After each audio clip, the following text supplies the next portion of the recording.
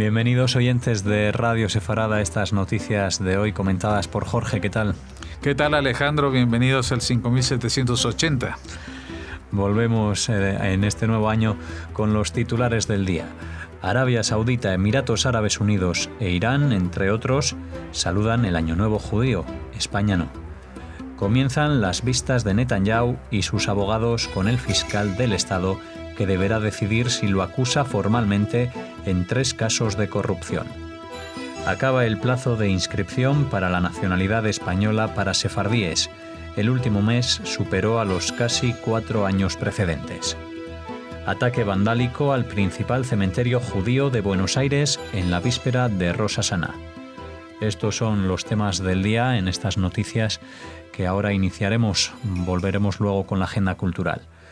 La embajadora de Arabia Saudita en Washington, princesa Rema bint Bandar Al Saud, envió sus saludos de felicitación con motivo de la festividad de Rosh Hashanah a los judíos de Estados Unidos y les deseó un feliz y dulce año nuevo judío.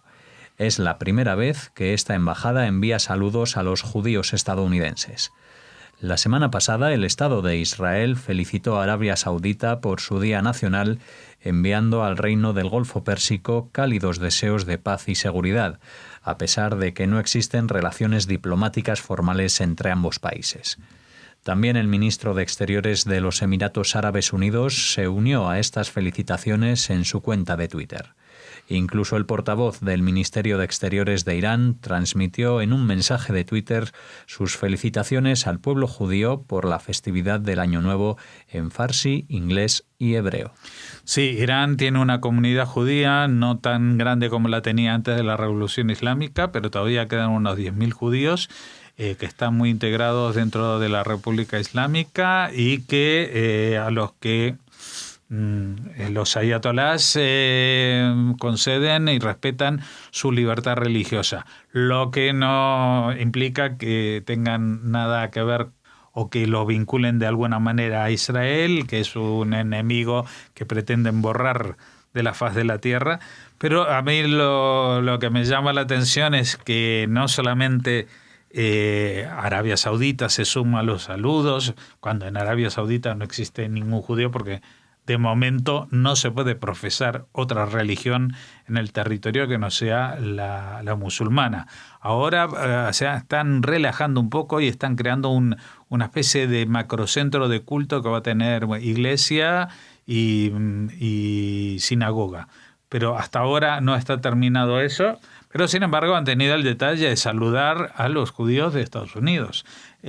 También que Israel felicite al día de la coronación, que vendría a ser una especie de día de la independencia de Arabia Saudí, también llama la atención porque las relaciones diplomáticas no existen entre estos países, pero se tratan mejor que muchos países que sí mantienen relaciones diplomáticas. Por ejemplo, España e Israel.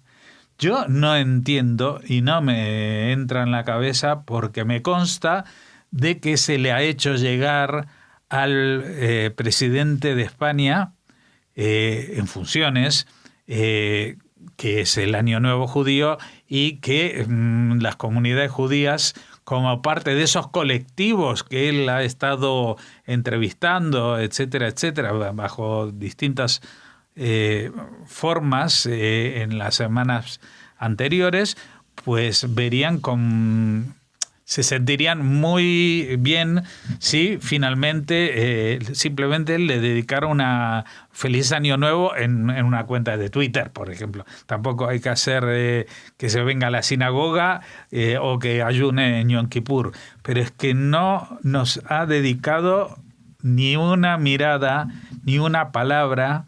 Y yo realmente no entiendo esto, porque evidentemente los saludos cuando son las fiestas de Navidad, se supone que este es un país aconfesional, pero bueno, hay saludos oficiales en todos los estratos como si este fuera un país católico por constitución.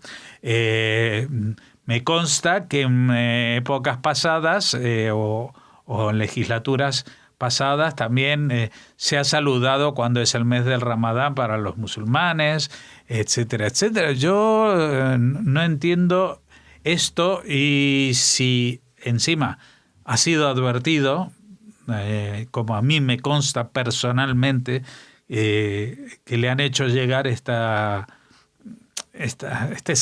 sentimiento, ¿no?, de que los judíos estaríamos agradecidos, el negarse a hacerlo o el no hacerlo, por más que tenga la agenda llena hasta los topes y esté en campaña presidencial, porque también hay que decirlo que los candidatos y los presidentes no escriben ellos mismos sus cuentas de Twitter, sino como mucho se lo dictan a alguien, o tienen un jefe de campaña o un management, un gestor de redes sociales para eso. La verdad que yo personalmente, esto no es una opinión de Radio Sefarad ni nada, pero yo personalmente estoy bastante ofendido de que el presidente de un país que se supone que reivindica la libertad religiosa, que aquí, que tanto se mete, por ejemplo, con la Iglesia Católica, que dice que no solamente existen los católicos, que por eso hay que respetar a todos. Bueno, me hubiera gustado mucho que se hubiera acordado de nosotros, aunque solo fuera para decir feliz año nuevo, Rosh Hashanah o lo que quiera, pero algo. En estos días, el primer ministro israelí en funciones y encargado de formar el próximo ejecutivo, Netanyahu, comparece ante la Fiscalía del Estado para defenderse de las sospechas de corrupción que pesan sobre él en el último paso antes de la acusación formal. Después de más de 3 años de investigaciones en varias tramas distintas, el testimonio de 140 testigos, horas de interrogatorio a Netanyahu y la recomendación policial para acusarle, finalmente son 3 los casos en los que se le acusa de cohecho, fraude y abuso de confianza, y en todos ellos el primer ministro se declara inocente. La vista continuará el domingo y lunes próximos, y Netanyahu y sus abogados tendrán derecho a argumentar su defensa. Cuando finalice, el fiscal puede tardar entre 2 y 4 meses en anunciar su decisión definitiva, periodo en el que también puede llegar a un acuerdo con el sospechoso, como por ejemplo abandonar la jefatura del gobierno a cambio de una condena sin pena de prisión. Mientras no esté acusado formalmente, Netanyahu podrá formar gobierno y tampoco está obligado a dimitir cuando la acusación sea firme, aunque es posible que el Parlamento, la Knesset o la Corte Suprema le exijan hacerlo para evitar que como jefe del gobierno ejerza poder sobre el Ministerio de Justicia. Lo más probable es que, de ser acusado, perdiese los apoyos para gobernar y se viese obligado a abandonar el Ejecutivo, incluso contra su voluntad. Si finalmente se lleva a cabo, los expertos calculan que un juicio a Netanyahu podría prolongarse varios años y, si fuese condenado, podría volver a liderar un gobierno siempre que no se le sentenciase por delitos de la denominada depravación moral. Bueno, llegó la fecha clave para el tema de Netanyahu. Lo que pasa es que coincide esta vista previa, nada más y nada menos que con la negociación para la formación de un gobierno. Recordemos que el presidente Rivlin la semana pasada, después de muchas consultas con el partido más votado, Cajol Labán, pero que no reunía en torno a sí un bloque de apoyo suficiente, pues le encargó la formación de gobierno a Netanyahu, del que se prevé que tampoco logre hacer una formación de gobierno. Gantz sigue negándose a formar una coalición de unidad nacional, porque Netanyahu, recordemos, quiere traerse a todo su bloque enterito con los ultrarreligiosos y los partidos de derecha o de extrema derecha. La cuestión, digamos, política está atascada. Lo anticipábamos, todo el mundo ya sabía de que en este mes de octubre no va a formarse un gobierno por varias razones. Primero y principal, lo voy a decir, aunque parezca lo lo menos importante es que estamos en un mes que está lleno de fiestas y feriados nacionales y religiosos judíos. Acabamos de salir de Rosh Hashanah, la semana que viene el miércoles es Yom Kippur, a la siguiente lunes, martes Sukkot, y a la siguiente el lunes en Israel es Simchat Torah. Así que poco se puede hacer en estas condiciones, y más cuando pues Netanyahu está siendo interrogado por el fiscal del Estado que él mismo nombró. O sea que estamos en una situación realmente complicada, y la ley israelí también es muy compleja al respecto, porque a menos que sea acusado formalmente de un cargo que entra dentro de una categoría especial que se llama depravación moral, algo que no está dentro de los términos jurídicos españoles, por lo tanto no. Pero digamos que con el cohecho y la prevaricación, etcétera, etcétera, sí que podría entrar en esa categoría o no, según si son los 3 casos, si son 2 casos o un caso y cuál de ellos. Así que vamos a estar sobre ascuas en todas estas negociaciones, filtraciones de seminoticias y actualizaciones que hagan llegar a la prensa. Netanyahu quería que esta vista con el fiscal del Estado fuese transmitida en abierto, pero el fiscal se opuso, entre otras razones porque Netanyahu está en una situación política que seguramente, tildémoslo o no de manipulador, hubiera utilizado sus declaraciones más para hacer campaña política que para defenderse de posibles acusaciones, porque él sabe que si la acusación va en firme y va suficientemente respaldada a la categoría esta de depravación moral, pues aunque la ley no lo obligue, pues sí que el Parlamento le va a pedir que deje de ser el jefe de gobierno. Incluso el bloque que ha atado y consolidado antes del encargo de gobierno, pues se vendría abajo, y seguramente tendría que nombrar, o el partido Likud nombraría a un sucesor para ser líder del partido, de esta coalición que todavía no gobierna, o de un nuevo líder que pudiese negociar con Gantz un gobierno de unidad nacional, que es la salida que la mayoría de Israel, de los israelíes en este momento, pretende. Hay mucha gente que incluso ha seguido votando al Likud, pero que ante la situación jurídica que tiene ahora Netanyahu, pues piensa que tendría que dar un paso al costado. El procedimiento abierto hace 4 años para conceder la nacionalidad española a los sefardíes, los descendientes de los judíos expulsados de España en 1492, se cerró este lunes con más de 132.000 solicitudes registradas, la mayoría de solicitantes de países latinoamericanos. Encabezan la lista los sefardíes de México, con alrededor de 20.000 peticiones de nacionalidad, seguidos de los venezolanos, con unas 14.600, y los colombianos, con 13.600, aunque se han registrado solicitudes desde decenas de países, de Turquía a Estados Unidos, pasando por Israel. En el último tramo se ha acelerado exponencialmente el número de solicitudes.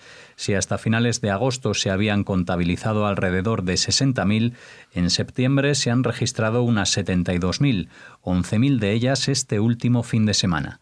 Se espera que los expedientes puedan ser resueltos en el plazo de 1 año. Bueno, son números que nosotros pensábamos que podían acercarse a estas cifras. Ahora se saben, porque ya se ha cerrado el plazo. De estos 132.000 o más de 132.000 solicitudes registradas en la plataforma del Ministerio de Justicia, unas 107.000, una parte considerable, pero no todos ellos, ya también han iniciado el trámite en la Federación de Comunidades Judías, que es la que certifica el origen sefardí. Es decir, que todavía hay unos 20 y pico mil aspirantes más que todavía no han cumplimentado este trámite, que no era obligatorio hasta el 1 de octubre, perdón. Así que aunque los datos hoy, a día de hoy, sean de 107.000 y pico en la Federación, seguramente seguirán creciendo a pesar de que ya se ha cerrado el plazo para inscribirse en la plataforma del Ministerio de Justicia. De los que forman, los que han llegado a la plataforma para el certificado de origen sefardí de la Federación, tenemos datos mucho más concretos.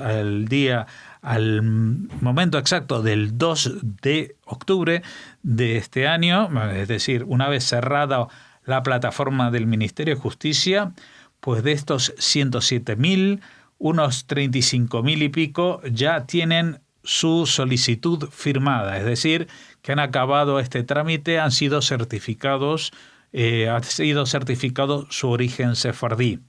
Pero la mayoría de ellos, unos 45.000 y pico, todavía se encuentran en una fase que se llama verificando el operador, es decir, que recién han entrado en tromba y en avalancha en la plataforma prácticamente en estos últimos días. Y los trámites que se realizan en la Federación son los más complejos de todos, porque son los que tienen que certificar un hecho que ocurrió hace más de 500 años, es decir, el origen sefardí, cuando no siempre es tan sencillo certificar un árbol genealógico tan largo.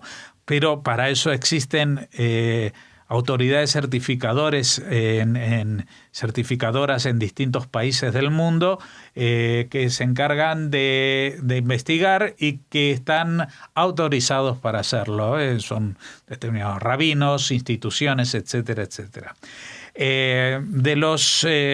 Como decíamos, aparte de estos 45.000 que han llegado de tropel, de los cuales no se puede decir nada más que han sido incorporados, y de los 35.000 y pico que ya han sido firmados, pues nos quedan en el camino unos 27.000.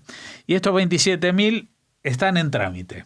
Es decir, hay aprobados unos 1.500 que solamente necesitan que el presidente de la Federación los firme. Están en espera de documentación unos 5.500 y pico. ¿Qué quiere decir espera de documentación? Que han presentado una serie de papeles, pero se les ha requerido otros que todavía no han cumplimentado. Que se encuentran en fase de recoger esa documentación, es decir, que ya saben que tienen que... ya han enviado esa documentación, pero todavía hay que procesarla, averiguar y certificar que está todo bien, que las traducciones juradas son las que deben ser, etcétera. Estos son más de 13.000. Cancelaciones. Aquí hay unos 5.400. ¿Qué son las cancelaciones? Pues en general son gente que han abierto más de un expediente al mismo nombre en la plataforma y que porque al principio ni se dieron cuenta o no se recordaban que la tenían hecho, bueno, pues son duplicados que van a terminar siendo descartados y denegados de momento de estos primeros, digamos, 50.000 expedientes, solamente 187 casos que han sido denegados, que no se ha podido demostrar que no son que tienen origen sefardí. Y unos 987 casos que se encuentran en fase provisional, que quiere decir que igual hoy mismo ya se sabrá qué pasa con ellos. Estas son las estadísticas que nos han hecho llegar de la Federación y también es interesante según países porque casi coinciden con los de la plataforma del Ministerio de Justicia, pero no exactamente. Sí que México es el país que ha solicitado más y en realidad responde esto a una avalancha de última hora. Se han solicitado unos 30.000 y pico y han sido firmados ya más de 10.000. Es decir, que ya una tercera parte se ha resuelto y ya tienen notificado y están a la espera de firmar con el notario o con el o en otro trámite que ya han adquirido la nacionalidad. En este caso, los segundos, en vez de ser los de Venezuela, son los colombianos. Colombianos hay unos 28.000 y pico, de los cuales unos 3.400 se ha resuelto el expediente. Parece que aquí va la cosa más lenta. Es igual la gestión no ha sido tan excelente como en otros países y por lo tanto pues la revisión es más compleja. Venezuela pues ha presentado 14.400, de los cuales ya casi 6.000 se han resuelto, que es un buen porcentaje, es casi de los mayores. Argentina 7.500, de los cuales se han firmado 3.500, es decir, casi la mitad. Estados Unidos 5.400 con 1.600 firmados, Israel 4.900 con 3.266 firmados, o sea, la mayoría. ¿Por qué se preguntarán? Pues es mucho más sencillo para un sefardí que vive en Israel demostrar su origen sefardí, porque allí hay muchas comunidades, muchos rabinos sefardíes, el acceso a la documentación en hebreo y antigua pues es mucho más sencilla que en cualquier otro país del mundo. Eso es lógico. Pero también hay países que destacan porque han hecho los deberes de forma correcta, como Panamá, con 2.800, 2.900 solicitantes y ya 1.725 admitidos. Un caso parecido al de Colombia, con el cual hay cierto retraso, es Ecuador, de 2.000 y pico, solo 147 admitidos. Brasil son casi 2.000 y 1.000 casi los firmados, y así siguen países como Perú, Turquía, Chile, Francia, República Dominicana, Costa Rica, Uruguay. Y ya luego países como Canadá, Reino Unido, Cuba, Marruecos, Guatemala, Honduras, El Salvador, incluso países como Serbia, Montenegro o Rusia. No son estos todos los países, porque en la estadística han salido los que tienen más de 100 solicitudes. Es decir, que existen otros países, muchísimos países en el mundo, incluso nos han mencionado alguno de Afganistán, que ha pedido la nacionalidad por ser de origen sefardí. Miren hasta dónde ha llegado la diáspora de los judíos expulsados de España.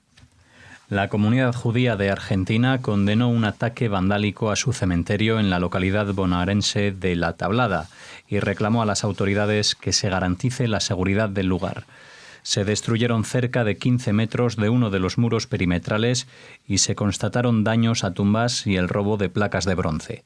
El ataque tuvo lugar en la víspera del Año Nuevo judío, pocas horas después de que la AMIA, la Asociación Mutual Israelita Argentina que regenta el cementerio, fuera notificada de que habría menos seguridad policial en el lugar en horario nocturno por disminución en su personal. Y por eso, por este último dato de que fue notificada de que habría menos seguridad personal porque hay disminución de personal, quizás hay una sospecha de que, a pesar de que este es un atentado con todas las características de un atentado antisemita clásico, es decir, vandalización de un cementerio judío, etcétera, etcétera, pues aquí hay un elemento añadido que es muy importante, creo yo, que tiene que ver con la situación política en la Argentina. Argentina está en una fase de elecciones. En la Argentina pues, es bastante complejo el sistema. Han hecho una primera fase que se llama PASO, que es una selección de los partidos que tienen que superar un umbral mínimo para poder presentarse a las elecciones. Luego vendrán las elecciones propiamente dichas. Y a partir de ahí, si nadie obtiene la mayoría absoluta, pues solamente los dos partidos que han tenido mayores apoyos se presentan a una elección definitiva llamada balotaje o balotage. Lo que sí está claro es que hay un clima de tensión muy grande entre los que apoyan al gobierno que actualmente gobiernan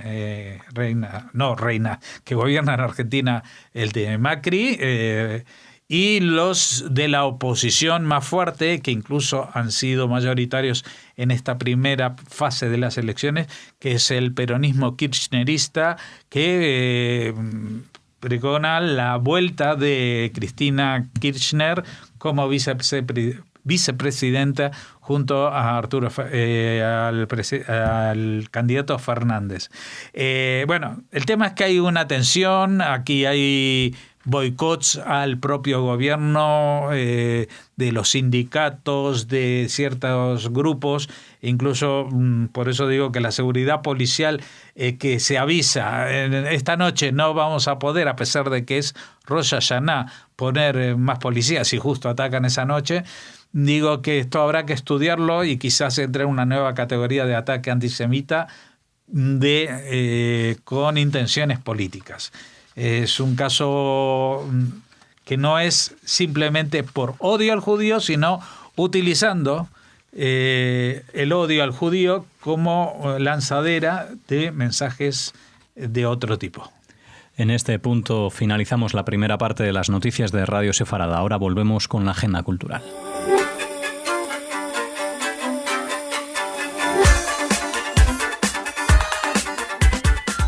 Comenzamos ahora la agenda cultural de Radio Sefarad hablando de San Sebastián, porque va a homenajear con un monumento a las víctimas del Holocausto. Hola Raquel.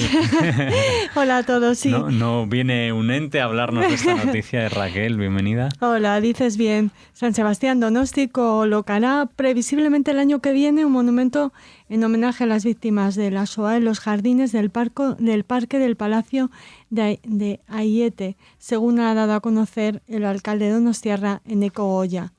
Se han dado a conocer los últimos temas aprobados en la Junta de Gobierno Municipal y entre ellos pues se ha señalado que se da luz verde a iniciar los trámites para realizar el concurso de proyectos para el diseño de una instalación permanente de este memorial. Con esta instalación, que se ubicará junto al árbol en memoria de Ana Frank, se homenajeará a las víctimas del Holocausto nazi y en especial a los 21 donostiarras que padecieron la deportación a los campos de concentración nazi. Esto es lo que ha explicado el alcalde. Así que estamos muy contentos porque se realice este homenaje a las víctimas de la Shoah y queríamos hacernos eco de esta noticia que se materializará, como les decimos, previsiblemente el año que viene. Uh-huh. Inicia la agenda cultural y ahora hablamos de más asuntos. Sí, seguimos en clave Shoah porque les hablamos de la presentación del libro El camino al Holocausto en Grecia, Memorias inacabadas, de Yom Tov Yacoel. Las memorias de Yom Tov Yacoel son la crónica de la última fase del drama del judaísmo en Salónica. Su manuscrito, que consiguió ser salvado, constituye uno de los más importantes testimonios escritos sobre este periodo tan trágico. Es un testimonio estremecedor, el de estas memorias inacabadas, publicadas por primera vez en Grecia en 1993. Se presentó en versión en hebreo como prueba documental en el proceso contra Eichmann, junto con el testimonio de su amigo Aser Moisis, que consiguió sobrevivir. Esta traducción española es la primera a una lengua extranjera. Yom Tov Yacoel era un eminente abogado y asesor jurídico y miembro destacado intelectual y políticamente de la comunidad judía de Salónica. Fue detenido y conducido a Birkenau en la primavera de 1944, donde sufrió, como tantos otros, la muerte en las cámaras de gas.